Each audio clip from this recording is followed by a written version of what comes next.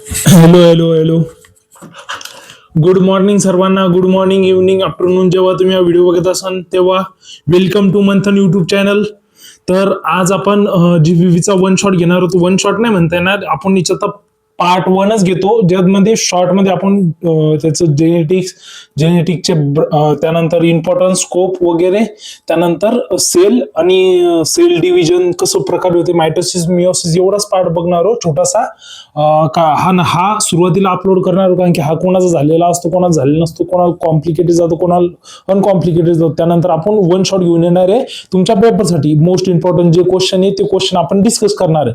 आता इथं तुम्ही जर म्हणसान की सर तुम्ही इन डिटेल घेणार आहे, तर इन डिटेल म्हणल्यापेक्षा मी फक्त कन्सेप्ट समजून सांगणार आहे. जिथं वाचलं तिथं मी पुस्तकाचा वापर करणार आहे, की आता लय मोठ्या ज्या गोष्टी असतात ते इथं ठेवणं पण इम्पॉसिबल आहे. तर त्यासाठी मी पुस्तक पण सोबत ठेवलेलं आहे, म्हणजे आपलं कन्सेप्ट क्लिअर झाल्या पाहिजे. आता सुरुवातीला तुम्हाला स्टोरी सांगत चालतो, ती स्टोरी तुम्ही रिमेंबर म्हणजे डोक्यात ठेवून चला. आणि तसेच तुमच्या थर्ड सेमिस्टरच्या मित्राला पेपर अगोदर हा व्हिडिओ शेअर करायला विसरू नका. ओके. आपण तसेच सर्व सब्जेक्टचे पण वन शॉट आणणार आहोत. इथं थोडं चमकत असेल तर पण इट्स ओके, काही प्रॉब्लेम नाही. आपण थोडा घटवाला मार्क यूज करू. ओके. थोडंफार ऍडजस्टेबिलिटी आपल्याला करावंच लागेल. ओके. सुरुवातीला जेनेटिक्स. आता जेनेटिक्स म्हणल्यापेक्षा सुरुवातीला तुम्हाला एक सांगतो, मेंडल नावाचा सायंटिस्ट होता. आता तुम्हाला सांगतो हे काहीच नाही, 11वी-12वी जे आपण सायन्स शिकलं ना, ते सायन्स फक्त आपल्याला डबल रिव्हिजन करायचं. जेनेटिक्स पार्ट, जे चॅप्टर आपण हर वेळेस सोडून देतो. का सोडून देतो? ऑब्विसली सर, जे अवघड वाटतं ते सोडून देतो. बरोबर आहे ना. आता आपल्याला जेनेटिक्स शिकायचं, तर सुरुवात कशी करायची माहिती का? आता जेनेटिक्स काय, तुम्ही दोन वर्ड्स सोडून द्या, समजून घ्या. जेनेटिक्स काय? Branch of biological science. कशाची? Biological science.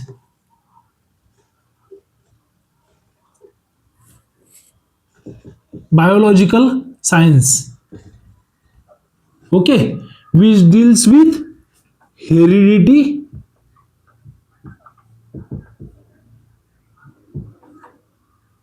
And which deals with heredity. आता हेरिडिटी काय असते, की तुमचे अनुवंशिकता म्हणू शकतो आपण. बरोबर आहे ना, की जी डे बाय डे आपली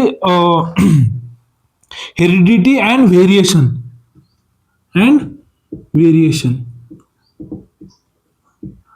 आपण म्हणतो. आता जेनेटिक्स कसं आहे तुम्हाला समजून सांगतो मी.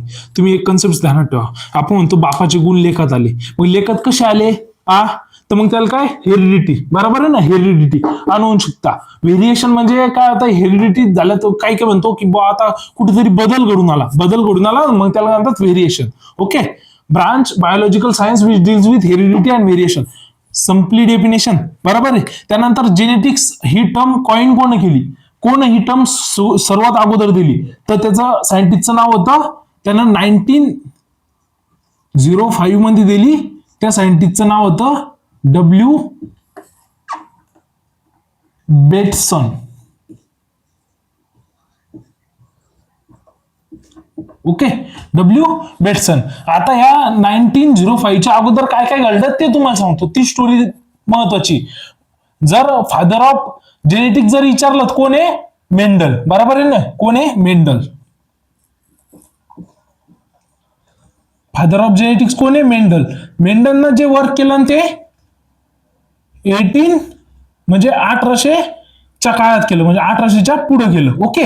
तर त्याचं जे वर्क पब्लिश झालं ते इयर मला एक्झॅक्ट आठवत नाही, 1886 वगैरे काय होतं, 1866. ओके. 1866 ला. ओके. तर ते 1866च्या दरम्यान त्याचा जन्म वगैरे इथं झाला असून त्यांनी वर्क केलं 1866च्या दरम्यान. तर त्यांनी जे वर्क केलं ना, ते स्टॅटिस्टिक डाटाचा वापर करून केला. स्टॅटिस्टिक. ओके. स्टॅटिस्टिक अँड मॅथचा वापर करून केला. तर यामुळं जे सायंटिस्ट लोक आहे ना, त्यांनी एक्सेप्ट नाही केलं की असं पण काही असू शकतं जेनेटिक्स. तर मग 1919च्या काळात 3 सायंटिस्ट होते. कोणचे? 3 सायंटिस्ट होते. त्या सायंटिस्टचं नाव होतं, पहिल्याचं नाव होतं Hugo de Vries, Carl Correns, von Tschermak. ही ऑब्जेक्टिव्ह येऊ शकते. कोणचे? 3 सायंटिस्ट होते. कोण आहे इयरला? 3 सायंटिस्ट ना 1900च्या काळात त्या हे जे मेंडलचं रिसर्च आहे त्या रिसर्चवर इंडिव्हिज्युअली स्टडी केला, म्हणजे ती तिने एकमेकाला ओळखत नव्हती, पण त्यांनी इंडिव्हिज्युअली स्टडी केला. त्या स्टडी नंतर जे मेंडलनं जे स्टडी करायला होता, त्या स्टडीतून त्या स्टडीला त्यांना एक लॉ मध्ये कन्वर्ट केला. आपण जे म्हणतो ना, law of independent assortment, law of dominance, law of okay. तर मग त्यांनी 3 लॉ दिले.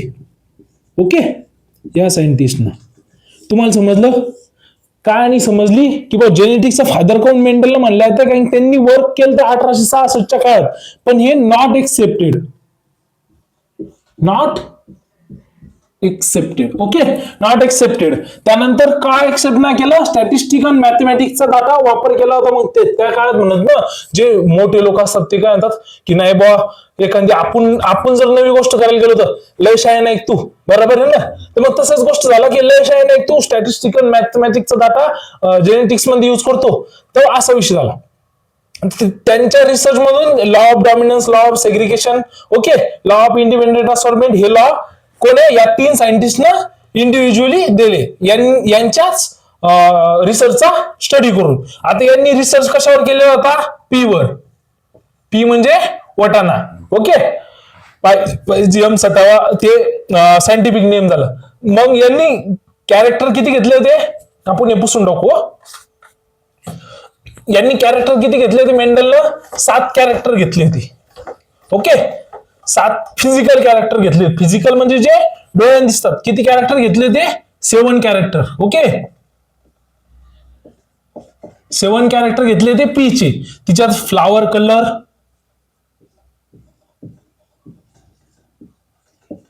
कलर, त्यानंतर साईज नाही, शेप होता. शेप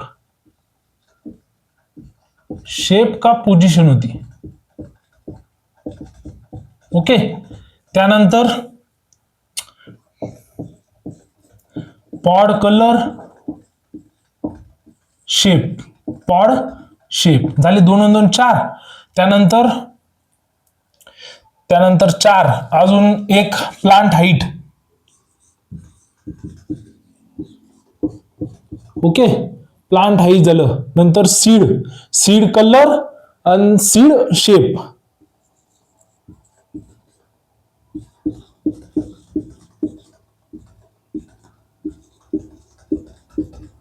हे पोझिशनच होतं.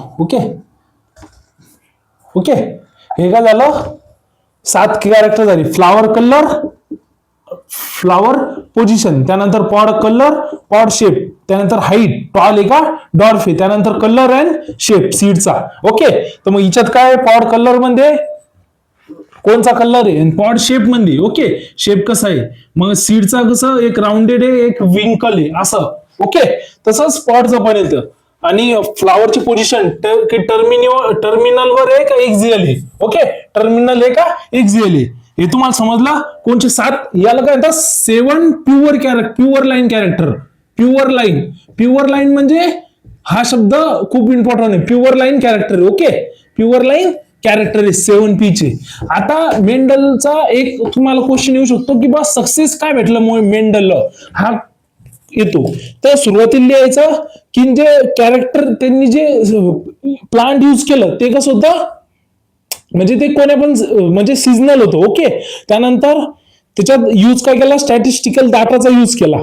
त्यानंतर सर फिजिकल म्हणजे जे डोळ्याने दिसतात त्या कॅरेक्टरचा यूज केला. कलर, शेप, साईज, जे की आपण लवकर व्हेरिएशन जर त्यांनी जेनेटिक्स किंवा आतलं जे जेनेटिक्स समजा जेनेटिक्स कॅरेक्टर जर धरले असते तर मग ते समजू आलं असतं का? नाही सर, मग जेनेटिक्स आपल्याला समजलंच नसतं. मग त्यात काहीतरी केमिकल रिएक्शन करावं लागले असतं किंवा एखाद्या मायक्रोस्कोपनं बघावं लागलं असतं. कसं आपल्या आयनं दिसतं, डोळ्याने दिसणारे कॅरेक्टर घेतले. त्यानंतर सर डबल काय विषय येतो? सक्सेसचा स्टॅटिस्टिकल डाटा कंपॅरिझन केला, कंपॅरेटिव्ह टेबल केला त्यांनी. कसा? की रेशो. असा कंपॅरेटिव्ह टेबलच्या अनालिसिसवर असं तुम्हाला आता एक क्रॉस, समजा आता क्रॉस शिकवायचा वेळ नाही पण तरी तुम्हाला सांगतो की त्यांनी जर समजा एक टॉल झाड घेतलं इंटू डार्क झाड जर क्रॉस केला तर याचा रिझल्ट काय माहिती का? F1 जनरेशन मध्ये टी इंटू टी.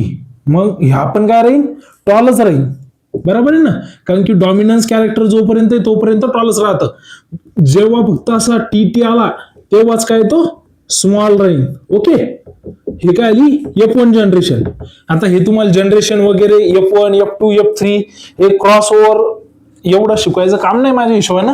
तरी मी एकदा तुमचे सर्व क्वेश्चन पेपर अनालाइज करीन आणि तुम्हाला सांगेन. ओके, इथपर्यंत समजलं. इथपर्यंत एकदा तुम्ही रिवाइज करा, तुमच्याकडे जी नोट्स असेल ती. त्यानंतर मी तुम्हाला याच्यात एक ऍग्रिकल्चर इम्प्रुव्हमेंटसाठी का सर ऍग्रिकल्चर मध्ये जेनेटिक्स का इम्पॉर्टंट आहे, तर ऍग्रिकल्चर मध्ये यील्ड सुरुवातीला लिहायचं यील्ड. सर यील्ड कशाची, सर यील्ड आपल्या क्रॉपची. त्यानंतर सर मिल्क क्रॉसिंग ओव्हर करून. नंतर सर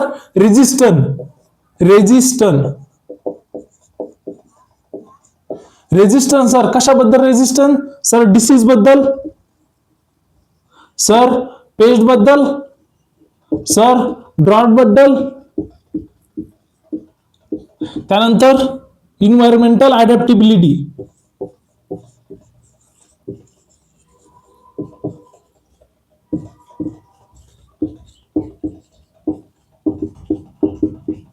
त्यानंतर इन्व्हायरमेंटल अडॅप्टिबिलिटी, मिल्क नंतर क्रॉसिंग ओव्हर झालं. त्यानंतर जेनेटिकली मॉडिफाईड क्रॉप झाले. हे कशाचं आहे, आता ते जरी बायोटेक्नॉलॉजीमुळे जर झालं असेल, पण सुरुवातीला जेनेटिक्स जेव्हा माहीत झाली तेव्हाच आपण कॅरेक्टर काढू शकलो ना. ओके, तर या सर्व तुम्ही क्रॉप इम्प्रुव्हमेंट मध्ये लिहू शकता गोष्टी ज्या की तुम्हाला येतात. ओके, ह्याच्यात डबल काय ऍड ऑन करू शकतो का आपण, अडॅप्टेबिलिटी लिहिलं, लॉजिंगला, पुन्हा लॉजिंगला ते करतं. ओके, आता हे झालं तुमचं इम्पॉर्टन्स. ओके, इम्पॉर्टन्स स्कोप मध्ये तुम्ही याच गोष्टी लिहू शकता.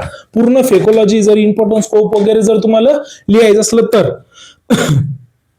तोपर्यंत तुम्ही लिहून घ्या, म्हणजे वाचून घ्या, लिहून घ्या नाही, वाचून घ्या. एखादं तुमच्या जवळ जर काही रेफरन्स बुक असेल तर वाचून घ्या. कारण की वाचलं तुम्ही आता हे समजून घ्या लागले ना, यासोबत वाचलं की तुमचं सगळं क्लिअर होऊन जातं. काय ओके, कारण की आता वन शॉट आहे म्हणल्यावर थोडं फास्टच घ्यावं लागणार. आता सेल बद्दल या. सेल काय आहे, cell is a basic unit of life. Okay, त्यानंतर basic unit of structural and organizational of all living matter. काय बेसिक युनिट आहे ऑफ ऑर्गनायझेशन और स्ट्रक्चर ऑफ ऑल मॅटर. काय बेसिक युनिट ऑफ लाईफ पण म्हणू शकतो. कशाची, स्ट्रक्चरल ऑर्गनायझेशन.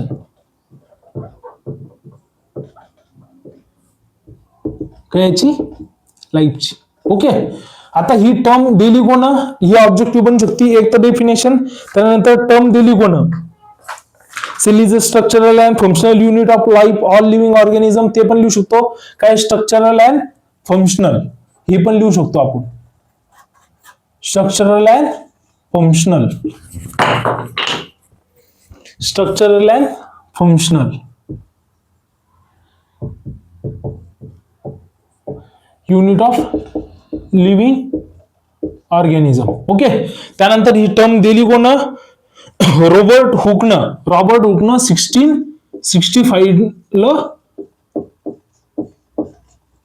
रॉबर्ट हुकनं ही term दिली. ही ऑब्जेक्टिव्ह बनती म्हणजे बनती.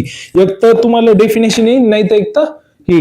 त्यानंतर युकॅरियोटिक सेल, नंतर प्रोकॅरियोटिक सेल. प्रोकॅरियोटिक म्हणजे प्रिमिटिव्ह म्हणजे युनिसेल्युलर. हे ध्यानात ठेवा, युनिसेल्युलर. ओके, तर युकॅरियोटिक म्हणजे मल्टीसेल्युलर. हे तुम्ही इन डिफरन्स तुम्हाला माहितच आहे. मग युनिसेल्युलर आणि मल्टीसेल्युलर मध्ये काय असतंय, तर मग याच्यात युनिसेल्युलर मध्ये ऑर्गनल नसतात, याच्यात ऑर्गनल असतात. त्यानंतर सेलवॉल नसते, अशा तुम्ही गोष्टी लिहू शकता. ओके, आता हे तुम्हाला डिफरन्स करावं लागणार. नंतर प्लांट अँड अॅनिमलचा पण. ओके, त्यानंतर कम्पॅरेटिव्हली जर आपण युनिसेल्युलर जर बघितलं तर ज्यात सिस्टम असते का, नाही, याच्यात सिस्टम असते. ओके, मल्टीसेल्युलर मध्ये. त्यानंतर प्लांट अँड अॅनिमल सेलचा डिफरन्स सुद्धा तुम्हाला करावं लागणार. आता सेलची जे ऑर्गॅनली आहे. ओके, एक मिनिट.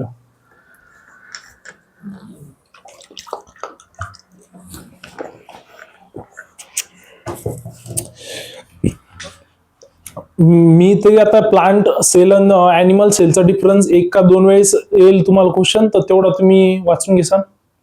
ओके. त्यानंतर आता सेल ऑर्गेनेली. सेल ऑर्गेनेली कोणकोणचे असतात, तर सुरुवातीला पहिले 7-8 असतात. Cell wall. ओके. त्यानंतर सेल वॉल झाली. त्यात पण 3 टाईप असतात. मिडल लॅमिला,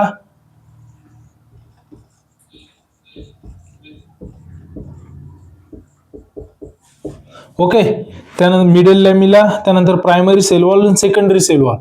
प्रायमरी सेल वॉल आणि सेकंडरी सेल वॉल हे सेल वॉलचे प्रकार टाईप मध्ये पडतात. त्यानंतर सायटोप्लाझम.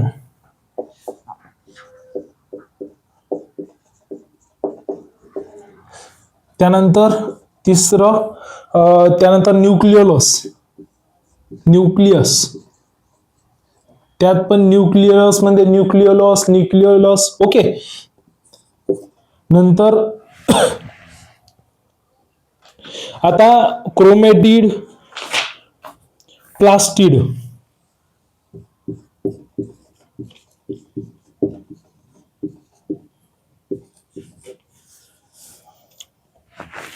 मायटोकॉन्ड्रिया. मायटोकॉन्ड्रिया काय पॉवर हाऊस आहे, ही एक ऑब्जेक्टिव्ह बनू शकते.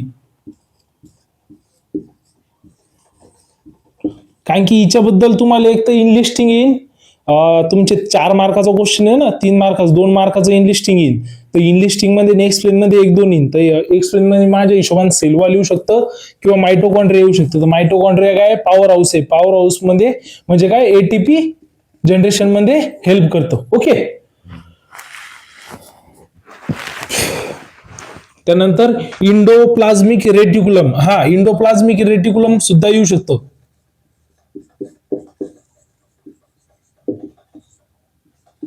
इंडोप्लाझ्मिक रेटिक्युलम काय येऊ शकतं, तर इंडोप्लाझ्मिक रेटिक्युलम मध्ये तर तुम्हाला ते सांगतो. तर पॉवर इंडोप्लाझ्मिक रेटिक्युलम जे असतं ना, त्यामध्ये 2 प्रकार पडतात. एक मिनिट, याच्यात देईल नाही का, मी एका शॉर्टमध्ये इंडोप्लाझ्मिक रेटिक्युलम सर्व ते करून टाकीन, एक्सप्लेन करून टाकीन.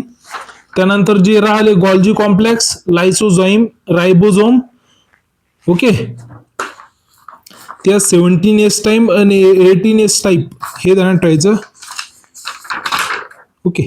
आता सेल डिव्हिजन वर या. सेल डिव्हिजन म्हणजे काय असतंय हे झालं. आता हिच्यावर क्वेश्चन मे बी बनू शकतो इंग्लिस्टिंग वर आणि एक्सप्लेनेशन वर. तर इंग्लिस्टिंग तुमची पाठ असली तर एक्सप्लेनेशन तुम्ही 2 मार्काचं करू शकता. पण आता सेल डिव्हिजन हा जो मायटोसिस मिओसिस आहे, हे दोन्ही क्वेश्चन रिपीट होतात म्हणजे इन द सेन्स की 4 आणि 4 8 मार्काचं वेटेज घेऊ शकतात. तुमच्या 50 मार्काचा जरी पेपर असला तरी पण 3-3 मार्काचे 2 क्वेश्चन आले तरी पण 6 मार्काचं वेटेज कुठंच नाही गेलं. ओके. तर सेल डिव्हिजन काय आहे की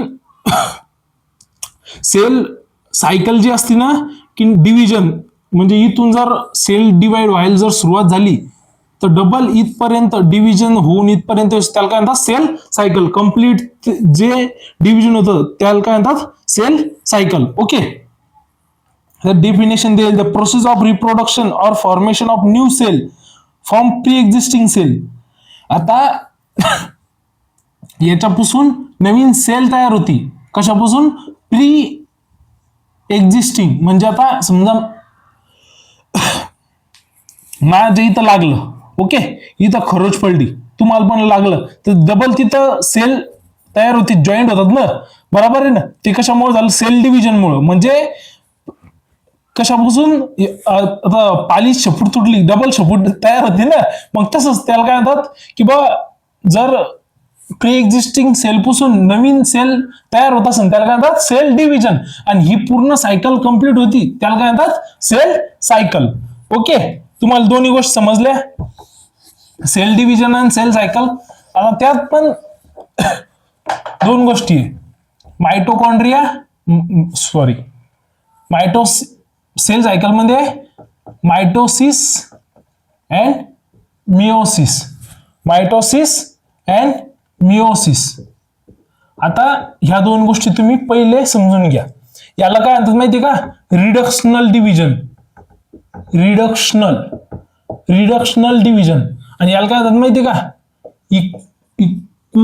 इक्वल डिव्हिजन किंवा इक्वेशनल डिव्हिजन. आता कसं म्हणतात?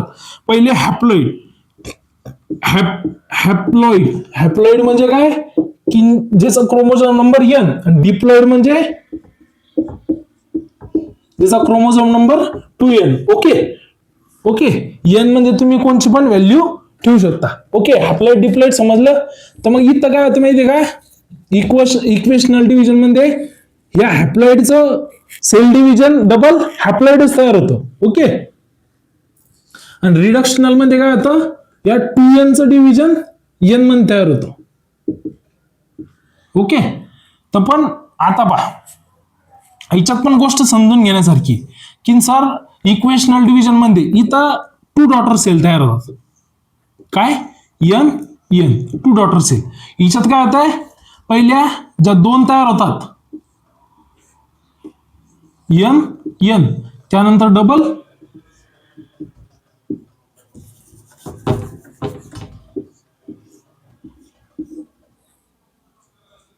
n किती झाल्या? 4 डॉटर सेल. म्हणजे इक्वेशनल डिव्हिजन, रिडक्शनल डिव्हिजन काय म्हणलं? की बघा, 2 डिप्लॉइडचा काय आला?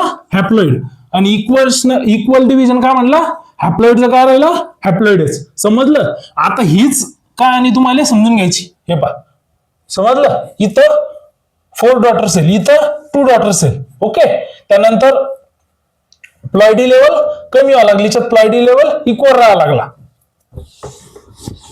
आता इथपर्यंत समजलं असेल मिओसिस मायटोसिस मधला डिफरन्स काय? May be. आता त्याच्या पुढची गोष्ट, सेल डिव्हिजन म्हणजे तुम्हाला एक सांगतो, हा एक आर्क धरा, आणि ह्या आर्क मध्ये ना सुरुवातीला G1 phase, G2 phase. Okay, हा काय झाला? G1 phase. G1 फेज म्हणजे काय माहिती का? DNA and DNA and RNA pre DNA and RNA synthesis. Okay, त्यानंतर याला काय म्हणतात? S phase. S फेज मध्ये काय होतं? रेप्लिकेशन डीएनए रेप्लिकेशन होते. रेप्लिकेशन कशाचं? डीएनएचं. ही काय? G2 phase. G2 फेज म्हणजे काय? की post DNA and RNA synthesis. आता ही काय? मायटोटिक अँड म्हणजे एम फेज. कोणची? M phase. एम फेज मध्ये पण 4 फेज पडतात: prophase, metaphase, anaphase and telophase. तिच्यात पण कार्योगायनेसिस म्हणजे prophase, metaphase, anaphase and telophase. Okay, ही झाली. समजा एक ऑर्गॅनिझम धरा, त्या ऑर्गॅनिझम मध्ये ही बंदी सेल सायकल व्हायला 24 आवर जर लागत असेल तर याले 12 आवर लागतात. ओके, याले 8 आवर लागतात. समजा 6 to 8 आवर. ओके, आणि याला पण मे बी 8 to 6 आवर लागतात, आणि याला 12 आवर लागतात. असं कमी जास्त. आणि याला फक्त या सर्व याच्या कंपॅरिझन मध्ये खूप कमी लागतात. एखाद्या वेळेस 5 मिनिटात पण होऊन जाते, एखाद्या ऑर्गॅनिझम मध्ये 1 आवर. ओके, 1 आवर. म्हणजे याला काय म्हणतात? इंटरफेज. तर ही इंटरफेज आहे ना, तर 23 आवर घेऊ शकते. मे बी 23 आवर घेऊ शकते. म्हणजे तुम्हाला एक समजलं का? इंटरफेज काय म्हणतात?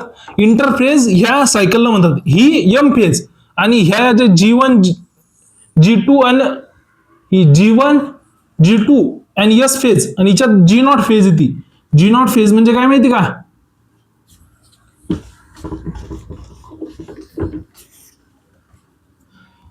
ही अशी G0 फेज म्हणजे काय माहिती का? की जी सेल इथं डिव्हिजन झाली नाही प्रॉपरली, सिंथेसाइज झाली नाही, ती डबल रिव्हर्स मध्ये जाते, त्याला काय म्हणतात G naught phase. Okay, may be तुम्हाला समजलं असेल, मी प्रयत्न केला तुम्हाला डायग्राम थ्रू समजवण्याचा. आता sir prophase, metaphase, anaphase, telophase mitosis मध्ये कसं होतं, तर तुम्ही एकदा समजून घ्या. एकदा डायग्राम जर तुम्हाला समजली ना तर तुम्ही क्लिअर कच होऊन जाता. आता मायटोसिस बघणार आपण. काय मायटोसिस? आता मायटोसिस मध्ये एक मिनिट तर तुम्ही वाचा.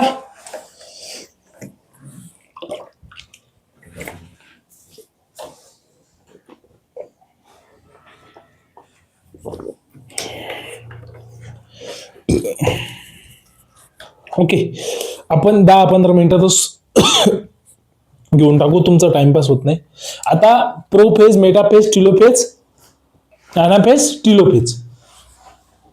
Pro, meta, ana and telophase. Okay, एवढे ध्यानात ठेवा तुम्ही.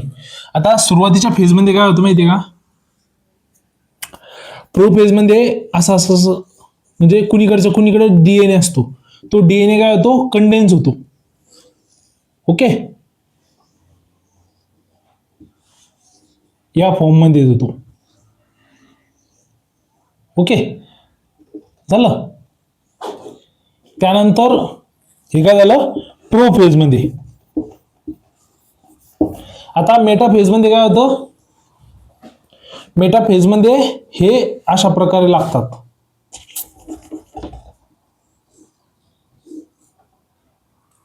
एक मिनिट, इकडे डायग्राम काढतो छोटीस. ओके,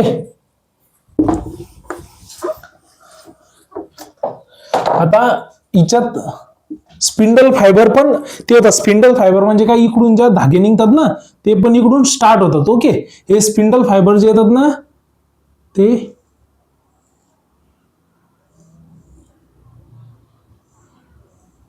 हे अशा प्रकारे, समजा हा राऊंड आहे, याला इथून स्पिंडल फायबर निघतात. हे स्पिंडल फायबर असे जॉईंट होतात. ओके, असे इथं सिक्वेन्स लागेल राहती. ओके, हे स्पिंडल फायबर अटॅच होतात. असं सर्वीकडे असतं. ओके, तर मग ते स्पिंडल फायबर जे फॉर्मेशन होतं ना त्यालाच आपण पुन्हा डबल एक नाव आहे स्पिंडल फायबर इक्विटोरियल प्लेट. याला काय म्हणतात, इक्विटोरियल प्लेट.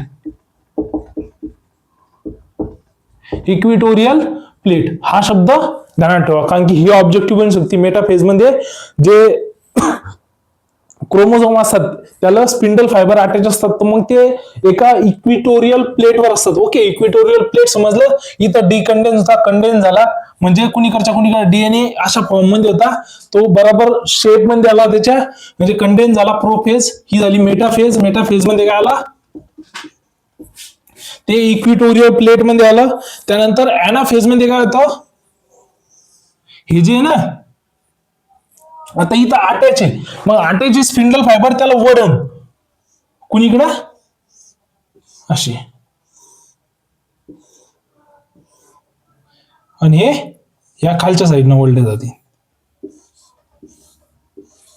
ओके, हे खालच्या साईडनं वळले गेले, हे वरच्या साईडनं, म्हणजे हे असं होतं. तर हे इथून तुटलं तर मग ते असं वळलं गेलं. हे पहा, हे असं वळलं तर मग काय, शेंडा वर राहिला, खाली दोन पाय असे राहिले, बरोबर आहे ना, असं वळलं गेलं. हे कशात झालं, अॅनाफेज मध्ये. आता टिलोफेज मध्ये काय होतं, हे झालं अॅनाफेज मध्ये. मग हे काय आलं, सेपरेट झाले, क्रोमॅटिड. ओके, सेपरेट झाले, मग इथे येऊन डबल या फॉर्म मध्ये येऊन जातात. पण हिच्यात काय असतं, डिव्हिजन. म्हणजे तुम्हाला एक सिंपल गोष्ट सांगतो, सुरुवातीला हे अशा असतात ना, मग हे असा होऊन जातो. ओके, मग इथं हे अशा प्रकारे होऊन जातात. ओके, आता तुम्हाला ही डायग्रामॅटिक फॉर्म मध्ये तुम्ही एकदा डोक्यात घेऊन टाका. मेटाफेज, नंतर ॲनाफेज ही शॉर्ट फेज असती सगळी, आणि टिलोफेज. ओके, तर हे डायग्रामॅटिक फॉर्म मध्ये तुम्हाला समजलं. आता तुम्ही याच्यावर रीडिंग केली तर तुम्हाला एकदम ओके मध्ये समजून जातो. ओके, आता मी तर रीडिंग करून तुम्हाला एक एक शब्द समजून सांगितला असता, पण तो तुम्हाला म्हणजे टाइमपास केल्यापेक्षा तुम्ही असं डायग्रामॅटिक फॉर्म मध्ये समजून घ्या. ओके, कोणाला काही डाऊट असला तर कमेंट करून नक्की सांगा.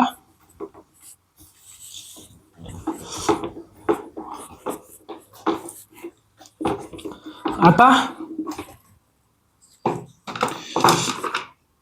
याचे सिग्निफिकंट काय की त्यानंतर एक मायटोसिस मध्येच एक प्रोसेस राहिली. मायटोसिस मध्येच दोन प्रोसेस पडतात, एक कॅरिओ कायनेसिस आणि सायटोकायनेसिस. सायटोकायनेसिस म्हणजे सायटोप्लाझमचं डिव्हिजन. मग सर तुम्ही म्हणता सायटोप्लाझमचं डिव्हिजन म्हणजे काय? आता आपण हे पाहिलं, इथं दोन असे तयार झाले. ओके, हे दोन तयार झाले, पण याचं डिव्हिजन झालं का या आउटर सेल वॉलचं? नाही म्हणावं सर. तर मग याचं डिव्हिजन जे होतं त्याला काय म्हणतात? सायटोप्लाझम. मग इथून एक तर मधातून क्रॅक पडून इकडे क्रॅक पडतात. ओके, एक तर असं क्रॅक पडतं, नाही ते आतून क्रॅक पडून असे पडतात. ओके, या दोन सिस्टमनं सायटोप्लाझमचं डिव्हिजन होतं. ओके, समजलं? आता जी मायटोसिस आहे ना, तीच मिओसिसचे दोन प्रकार पडतात. मिओसिस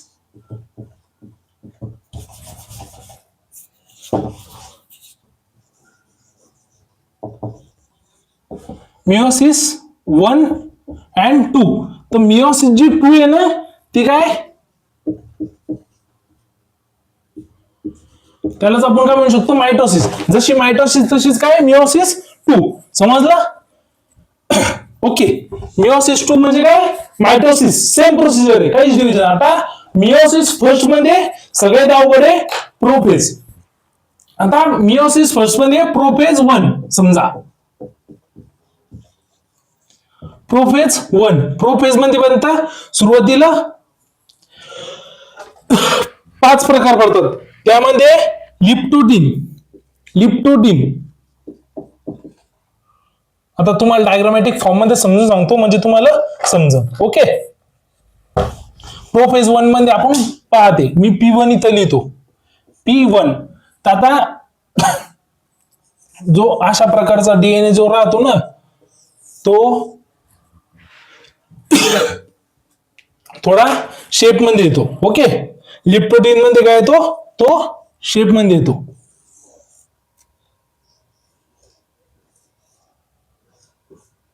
ओके, मी एक्सरसाइज लिहितो आता. तर डायग्राम काय असते तुम्ही क्रोमोझोम समजून घ्या. ओके, त्यानंतर हिच्यात काय होतं माहितीये का? दुसरा जो झायगोटिन आहे, आता हे काय आलं? लिप्टोटिन.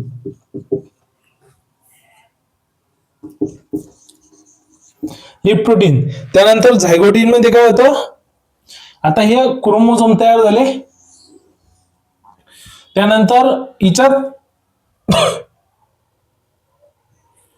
सायनेप्सिस तयार होतं, पेअरिंग होती.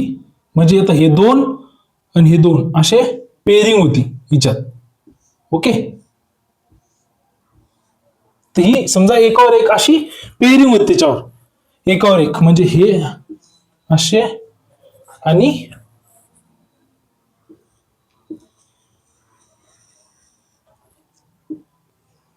ओके, समजलं पेअरिंग कशा प्रकारे होती? त्यानंतर झाली ही काय आली? पेअरिंग झाली. मग हिच्यात नंतर हा झाला झायगोटिन. झाला. त्यानंतर येतं पॅकेटिन. आता पॅकेटिन मध्ये काय होतं? क्रॉसिंग ओव्हर होतं नॉन सिस्टर क्रोमॅटिडचं. म्हणजे काय आलं? आता जर समजा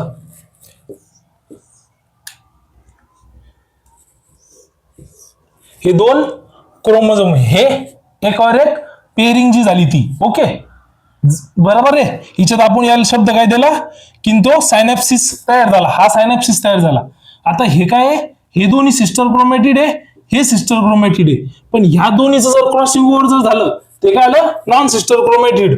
तर नॉन सिस्टर क्रोमॅटिडचं क्रॉसिंग ओव्हर होतं. म्हणजे कसं, हे असं आणि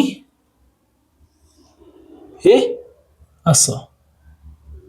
ओके, म्हणजे इथं याच्यात काय आलं, क्रॉसिंग झाली. ओके,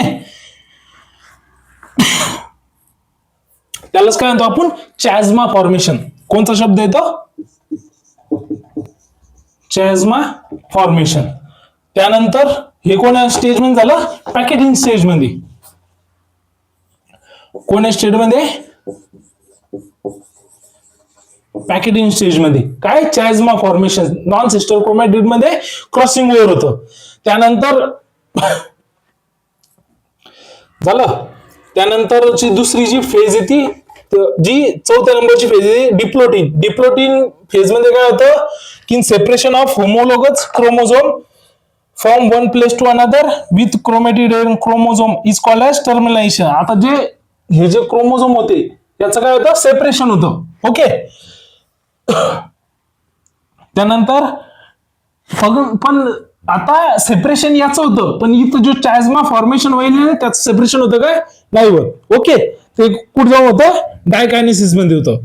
त्यानंतर आता सर तुम्ही म्हणसान मेटाफेज मध्ये कसं होतं, मग आता हे दोन एकावर एक आहे, हे आणि याच्यावर हे. ओके, तर मग मेटाफेज मध्ये काय होतं, हा एक इकडे वळला येतो, हा एक इकडे वळला येतो. म्हणजे हे अशा प्रकारे, हे एक इकडं, हे एक इकडं, हे मेटाफेज मध्ये होतं. अॅनाफेज मध्ये मग सर्व अॅनाफेज आणि टेलोफेजची सेम प्रोसिजर, पण याच्यात काय एन तिच्यात काय होतं, मायटोसिस मध्ये अर्धा अर्धा क्रोमोझोम होता, इथं काय पूर्ण क्रोमोझोम. ओके, असं होऊन त्याचं अॅनाफेज मध्ये जाऊन सर्व प्रोसेस होऊन जाते.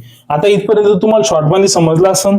मे बी कोणा प्रोसेस मध्ये तुम्हाला थोडा डाऊट राहिला असेल, तर आता याच्यावर इन डिटेल व्हिडिओ पाहिजे होता. खरं तर हे एका 25-30 मिनिटाचं काम नाहीये, पण या प्रोसेस खूप लंब्या असतात. तर पण मी तुम्हाला समजून सांगण्याचा प्रयत्न केलाय. जेवढं समजलं तेवढं काही वाचून घ्या तुम्ही. ओके, पुन्हा आता याच्या पुढचं जो लिंकेज वगैरे, त्यानंतर बाकीचे जे इम्पॉर्टंट क्वेश्चन आहेत ते आपण वन शॉट मध्ये घेण्याचा प्रयत्न करू. एक तर ते पीडीएफ फॉर्म मध्ये घेण्याचा प्रयत्न करू, एक तर पीपीटी असा व्हाईट बोर्डवर घेण्याचा प्रयत्न करू. तर तुम्हाला एकदा याच्यावरून तुम्हाला थोडी आयडिया आली. ओके, त्यानंतर आयडिया आल्याच्या नंतर तुम्ही जर एकदा वाचून घेतलं, तुमच्या एकदम ओके डोक्यात बसून. ओके, धन्यवाद इथपर्यंत व्हिडिओ बघितल्याबद्दल. लाईक, शेअर, सबस्क्राईब करायला विसरू नका. ओके.